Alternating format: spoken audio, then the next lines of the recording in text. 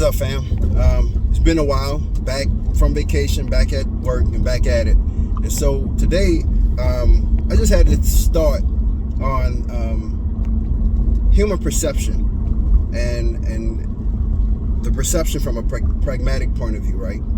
So the way that every individual person views the world is a result of their past experiences in the world. And what happens is you form an opinion about things based on your experiences in other avenues, right?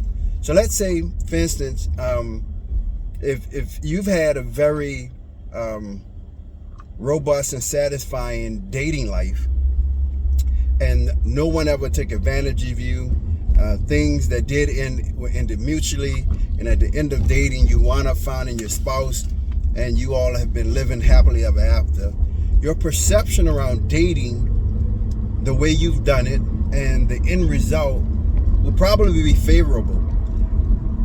But when you talk to people who have not had favorable dating experiences ending in long-lasting happy marriages, their perception around dating and relationships is slightly different, right? So that's just one of the things. So if in fact perception is really an opinionated idea or view of the world, and it is largely controlled by you as an individual, why do some of us choose to take the perception that has the tendency to cause us stress or to make us feel bad? And what I mean is, like, think about a job you work where you felt like you were underpaid and overworked. Well, that was your perception. And I normally have observed that perception with people who physically work harder and not mentally work harder. Because think about the law of supply and demand in the sense of like work and how easy it is to replace somebody who can physically do what you can do, but not as easy to replace somebody who is smarter. So if I worked at a grocery store stocking shelves, well, anybody theoretically can stock shelves. So there should be a kind of there's not going to be a higher wage related to stocking shelves. But for the programmer who programs the computers for that grocery store, there's going to be a premium paid to them because not anybody, nor will they be easily replaced. So your perception as a stock clerk would be that they are working me too hard and they're not paying me enough. Or any job, right, that requires more physical work than thought-provoking work, that the physical work somehow, the easier the work is to be done by anybody, the less is paid, and therefore the perception is that I am overworked and underpaid quite frequently, in my experience with people. And so one can choose to think that I am overworked and underpaid and hold that perception. And in that perception, they're going to drive themselves mad because and potentially into a state of depression, because depression is fighting reality with this notion inside your head. Or you can choose to say, I understand the way the system of employment works, and that the work that requires less training and which typically is more physical work means that it's an easily replaceable job, and therefore it doesn't earn a large enough wage that allows me to do what I want to do in my life.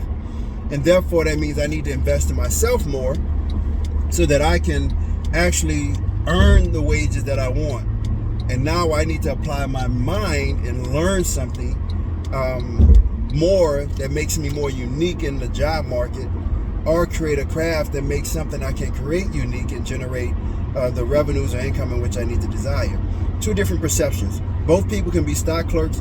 One of them leaves you either as a stock clerk or quitting and going to a lesser job. The other one pushes you to advance yourself and grow yourself so that you can achieve your perception of financial wealth, of stability, of self-worth. And so perception, why would we choose a perception that leans to towards creating depression in you versus the perception that empowers you so that you can make decisions that drive you forward? Perception. the end, what it really means then is that